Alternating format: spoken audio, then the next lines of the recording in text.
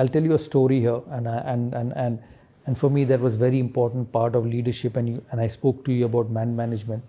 There was Sehwag batting with me in the middle, and we were chasing that night 320 where I took my shirt off. And I was very upset at lunch because England got 300, 325. And in those days, this was about 2002, you very rarely chased 325. It's not like modern day cricket where you just keep hitting, and the game has changed a lot. So I was walking down this long room at Lord's, and Sehwag was whistling behind me. He had his pack. He was that sort of a person. He was whistling behind me. So he turned up to me and in Hindi, I abused him and said, "Ek to 325 banane dete, uske upar you think it's a joke." So he walks past me and said, "Skip, we're going to win this." I said, "Let's see." So we went. We started very well, both of us. And after 7 overs, we were about 70 for no loss. I was batting on 40 odd, and Sehwag was also batting. So Ronnie Irani, and many of you would have known in England, Ronnie Irani was bowling from this end. And I went up to Viru and said, we've got a good start. I think we can get this total, but don't get out. We've played the harder bowlers. There's a weaker bowler coming in. Let's just keep taking 6-7 runs and over, because that's what we need. He said, yeah, fine, no problem. So Ronnie runs up from this end. He hits the first ball over mid-off for a 4. So I was at the non-striker end. I went up to him, tapped and said, "Good shot. So we got 4 runs and over. Just keep rotating." He said, yes, no problem. So he goes back to his end. The next ball, Ronnie pitches it up. He hits it over the top, over mid-on. 1 bounce, 4. So I again go up to him and said, well played, good shot. We've got 8.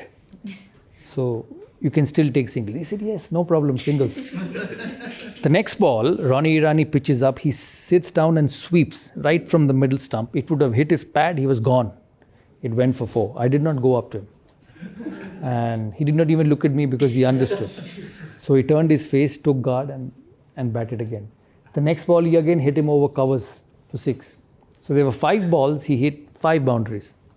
And the 6th ball, he took a single, and as he was walking past me and said, "I've taken a single." And this is happening in the middle. And we got 22 runs that over. He smashed him. He was so good. So I was furious at the other end because he did not listen to me. So I had 2 options. Either I woke up at the middle and given him my peace of mind. So I took a couple of minutes to pull myself back and went up to him and I said, keep concentrating. So I didn't tell him anything. He played an absolute blinder of a knock and we won. We finished the game, we won, and as I sat in this dressing room upstairs, he was slightly far away from me and I was sitting here. I kept thinking to myself, I said, today you won this game because that gentleman at the other end just took the opposition bowler on. And what were you thinking of telling him? That be conservative, take a single, go to the next over. But here was one person who felt that he could hit him for 20 in that over and turn the game around. And I say this to all of you here because sometimes as a leader, when you work with different people, you have your own way of doing things, your own way of being successful, and you go and tell him, hey, this is the way I think is right. Let's do it. And we'll win that way. But there's the other person who's more talented, who's more gifted, who looks at things differently and probably has a better solution than you. And it was Sehwag that day who had a better solution than me. And it taught me a lot. We did win the game, but it made me a better captain. And a couple of days later, I met him at the breakfast. I said, why did you do this? So first question he asked me, are you angry on me? I said, I was, I'm not anymore. He said, good. I said, I told you to play singles. Why did you hit him? He said, I felt that was the best thing to do at that particular moment. He said that was the best thing I felt would win India the game at that particular moment. And it was such a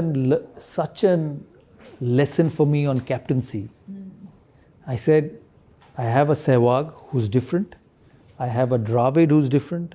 I have a Ganguly who's different and I have a Harbhajan Singh who's different. They can't play the same way.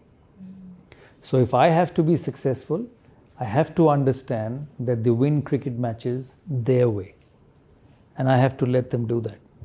And I think a successful group, a successful entrepreneur, along with your aims and goals and objectives of wanting to be successful, don't forget this very simple line and solution in your journey is that everyone's different. And you cannot make everyone play the same way or everyone work the same way. As long as he delivers for you, as a leader, you need to have that a capability of adjustment in you. And I say that, when you manage individuals, you have to manage them differently. Yeah, and you cannot expect every individual to behave, react, work, and do things the same way. That is very important in leadership.